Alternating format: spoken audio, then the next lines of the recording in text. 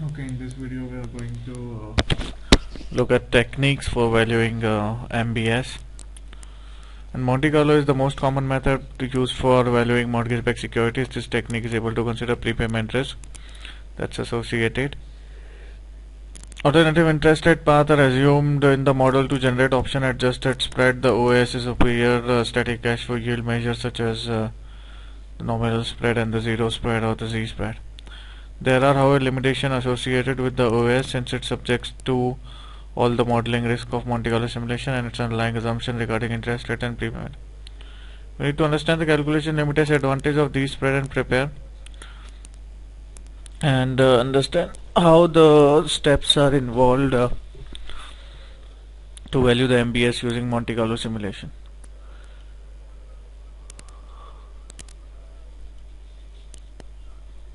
So to start with, let's look at static valuation. Static cash flow yield of MBS using bond equivalent yield and determining associated nominal spread. The conventional practice for estimating the yield of an MBS is to calculate static flow and compare it with the yield of a treasury coupon. Nominal spread is the difference between MBS and the static cash flow yield of the treasury security with the same maturity as the average life of the MBS. MBS have monthly cash flow payment and treasury securities have semi-annual cash flow payments. The yield of treasury securities is computed by doubling the semi-annual yield. However, the investors must calculate yield on bond equivalent yield basis because the compounding occurs more frequently with monthly payments. The bond equivalent yield for MBS is calculated as 1 plus IM to the power 6 minus 1 into 2. So that's how we calculate. So we take it to the month, we take it to the power 6 and then double it, where I is the monthly mortgage yield.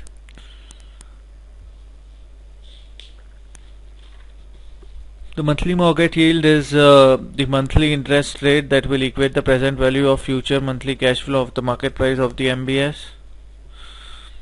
Suppose an investor had mortgage-backed security with an average life of 10 years. MBS has a monthly mortgage of 0.5%. A 10-year treasury bond has a yield of 4.5%. The bond equivalent yield and nominal spread for MBS are calculated using the same formula, 1 plus IM to the power 6 minus 1 and whole into 2. And then we'll subtract that from the treasury yield. And generally we take the 10-year treasury yield as we have been talking about.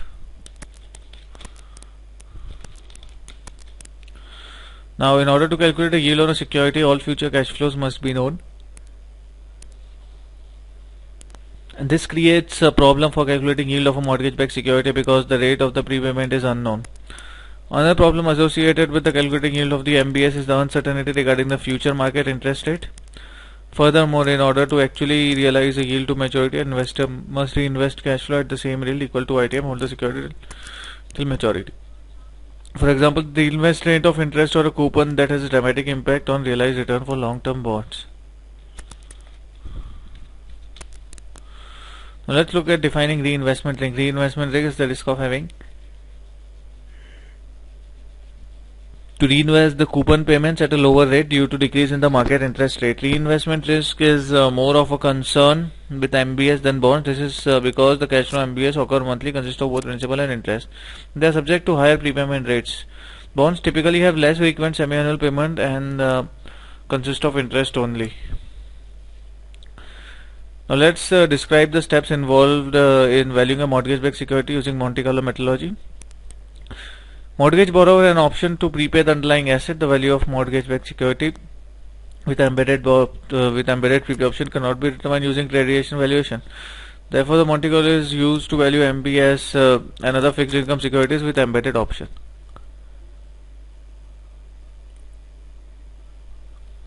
The binomial model is used is only applicable for securities where the decision to exercise a call is not dependent on how interest rate evolve over time. While the binomial model is useful callable agency, debenture and corporate bonds, it's applicable to it's not applicable to valuing an MBS. The historical evolution of interest rate over time impacts prepayment and makes binomial model inappropriate for using this binomial method for MBS. Prepayment or mortgage pass-through securities are interest rate paths. This means that the given prepayment rate depends on whether there was prior opportunity to refinance since the origination of the underlying mortgages.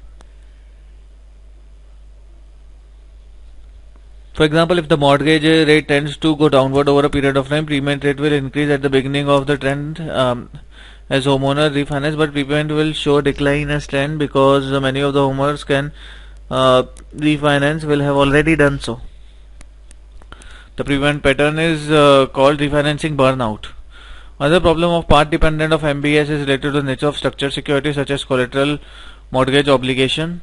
The amount of CMO tranche received in the form of cash flow for a specific month depends on the outstanding balance of the tranche of the deal. The outstanding balance are impacted by earlier principal and interest payment.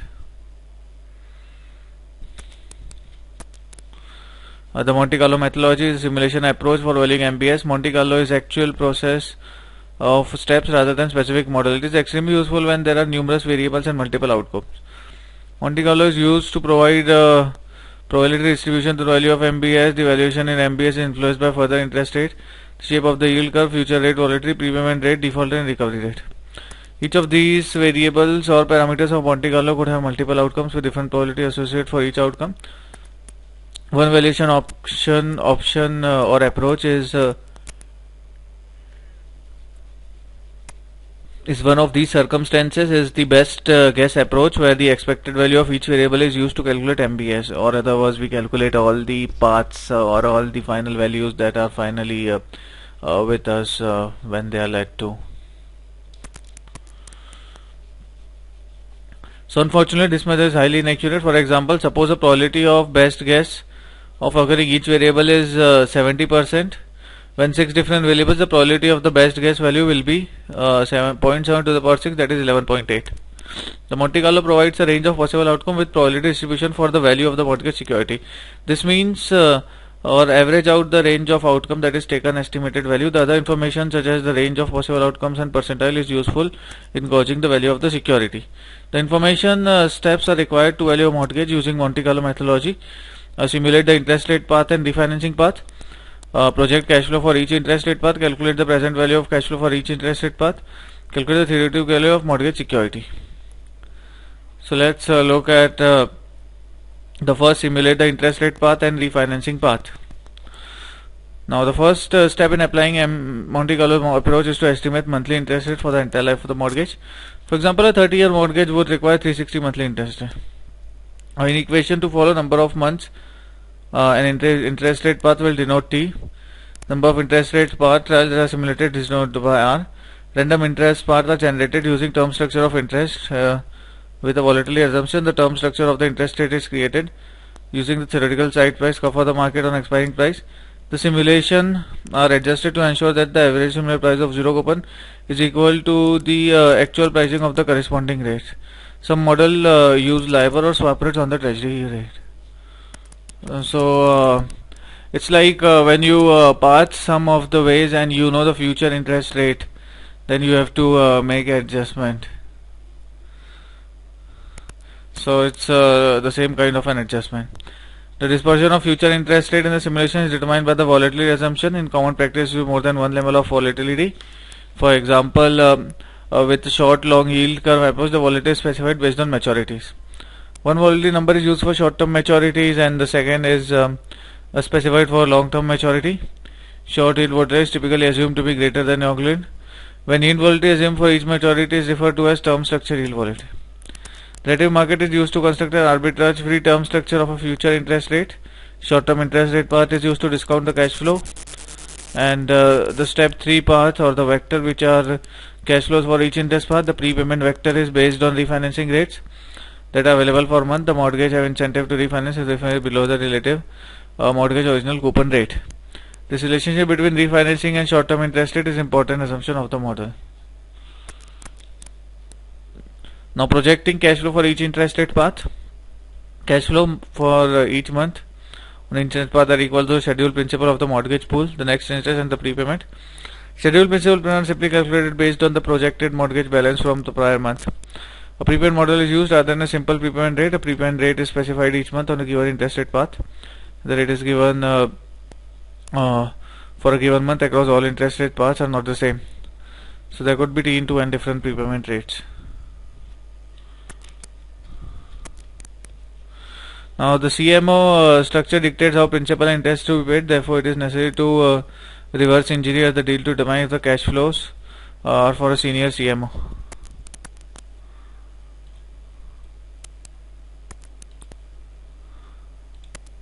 So now the next step here is calculating the present value of cash flows.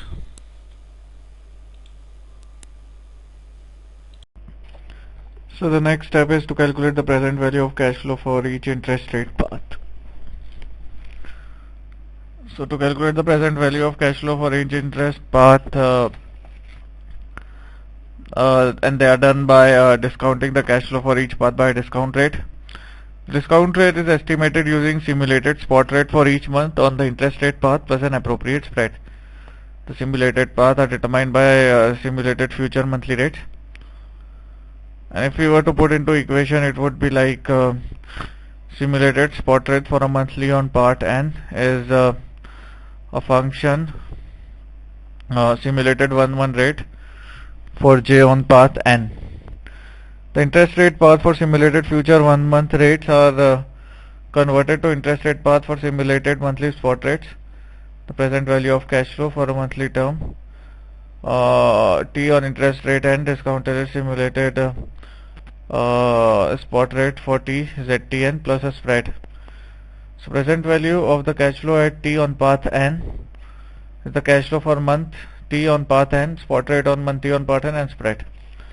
The present value of path N is determined as sum of present value of cash flows for each month on path N follows. And present value of interest rate path N. Now calculate the value of mortgage security. The theoretical value for specific interest rate path is thought as the present value of all cash flows in that path, assuming path was actually realized. The theoretical value mortgage is calculated by average present value of all theoretical values for each interest rate path, which is present value of path 1 up to path N divided by N. The average theoretical value is typically the only measurement that is evaluated in Monte Carlo summation used to MBS information. Other potential value information such as distribution of path present values is ignored. Option adjusted spread. Define and interpret the option adjusted spread, zero volatility option, and option cost. The option spread is defined as a spread K that when added to spot rates of all interest rate paths will the average price of path equal to the actual observed market price plus accrued interest. The OS is mathematically derived by present value of all paths divided by N is equal to market price. The left hand side is the market price, the right hand side is the Monte Carlo model output. The OS is determined with an interactive pricing and process, but this is also iterative process. If the average of theoretical values by the model is lower than market value, then the spread is decreased. The OS can be interpreted as a measure of MBS return that indicates the potential compensation after adjusting for prepayment risk. In other words, OS is option adjusted because the cash flow on the interest rate path takes into account the borrower option to repay. An investor could estimate the value of security using OS for comparable bond and determine whether or not to invest in a security. The second approach is to compare OS at a market price to those available for comparable securities or investment benchmarks such as cost of funds. The OS is superior to nominal spread. The nominal spread is calculated by the difference of mortgage-backed security, bond equivalent yield, and a comparable treasury security. The nominal spread is static cash flow measure that is most commonly used in MBS. However, nominal spread does not consider prepayment risk that is associated with the supported trends. Therefore, the nominal spread do not indicate if the investor is appropriately compensated for prepayment risk. Another problem with nominal spread is difference in timing of the cash flow between MBS and treasury securities. The cash flow for an MBS are monthly, whereas treasury pay semi-annual. The zero volatility spread, sometimes referred to as Z-spread, is a measure that an investor realizes over entire treasury spot rate curve assume mortgage rate is held to maturity. It is most accurate measure because it compares MBS to the portfolio of treasury securities. The zero volatility spread is the yields that equate present value of cash flow from MBS to the price of amount discounted at treasury plus a spread. Thus, it is an iterative process is required to determine the zero volatility spread. The zero volatility spread accounts for variation in MBS principal payment at a given prepayment rate or speed However, it does not consider the impact of prepayment risk or the changing prepayment rates on the value of MBS. The option cost measures the prepayment of the option risk. It is the implied cost of the option emitted MBS. The option cost is calculated as the difference between OS at assumed volatility of the interest rate and zero volatility spread. So option cost is equal to zero volatility spread minus OS. Therefore, the option cost is a byproduct of Monte Carlo analysis. It is not determined using traditional option values. So as the volatility declines, option cost decreases. And the previous described relationship is that OS is increasing with volatility declines, other things equal. Increasing the number of rate path is something that we are going to now look at. Now explain how to select the number of interest rate path in a Monte Carlo simulation. A better estimate of the theoretical value of MBS is obtained by increasing the number of simulated interest rate path. The most common measurement for determining how good a Monte Carlo simulation is the mean standard error. Mean standard error is variance of the trial upon number of trial. A smaller MSE indicates a better estimate of the output value of the Monte Carlo simulation. Increasing the number of trials will reduce MSE. However, there are costs associated with increased number of trials. Alternatively, some literature suggests that a variance reduction approach involving reduction of variance of the trial method. A variance reduction technique is used by most Monte Carlo models to reduce the number of estimated paths required to get a good statistical. Variance reduction technique results in a price estimation of 1/32 of a point of a tick. The typical analysis would have 256 or 1024 interest rate path. 1024 interest path obtain estimated price of a tranche. There is little benefit get by increasing number of trials. Some vendors have reduced the number of paths required using a statistical technique that creates representative paths. This technique combines similar set of paths into representative paths. Principal component analysis is a statistical technique that may reduce 2000 sample to 16 representative paths. Each representative path is then assigned a weight relative to the sample paths. The technique is mathematically expressed as theoretical value is equal to Wi into present value of path 1, where Wi is the number of sample interest rate path represented by the path j divided by the total number of sample interest path, and R path is a representative path Rj. So if we look at the equation, it's about the theoretical equation, and it has number of representative path, number of sample interest rate path produced by representative path j divided by total number of sample interest rates and representative path j. Then we have the total return analysis. Describe the total return analysis, calculate total return and understand factors present in more sophisticated models. The total return analysis is a technique used by investors to evaluate return for various horizons and interest rate scenario.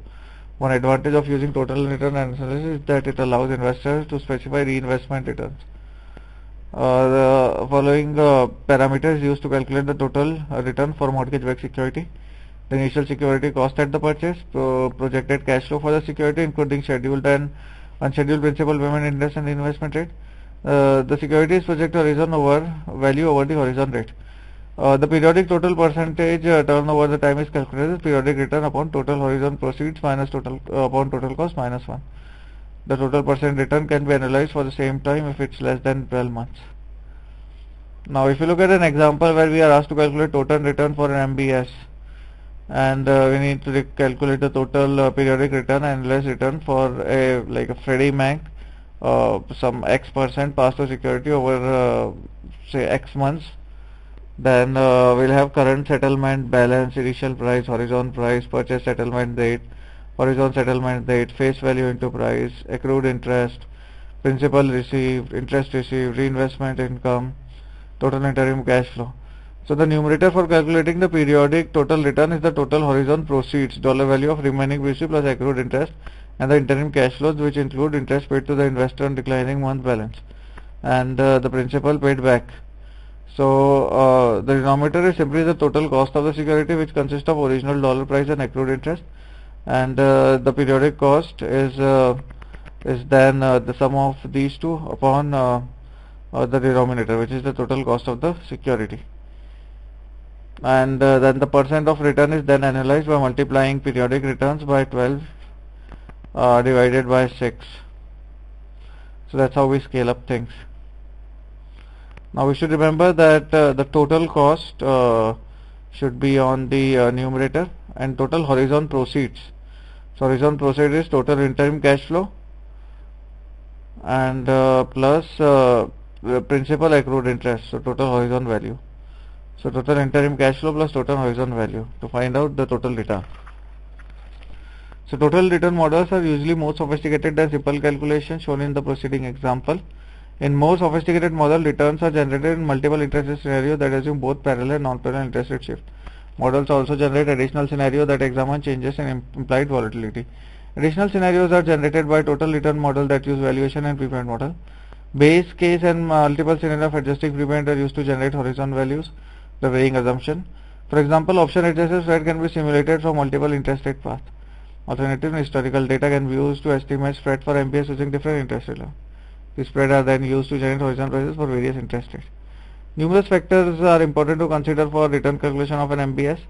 The reinvestment and prepayment assumption are extremely important for certain type of MBS. The cash flow of MBS are part dependent as changes in interest rate will impact prepayment and reinvestment. Most models adjust shifts in interest rate either immediately, gradually over time or horizon. A limitation of MBS valuation process. Identify the limitation of nominal spread, re-spread, OS and total return measure. The nominal spread does not consider prepayment risk that is associated with the support tranches, therefore it does not include then appropriate consider of prepayment risk.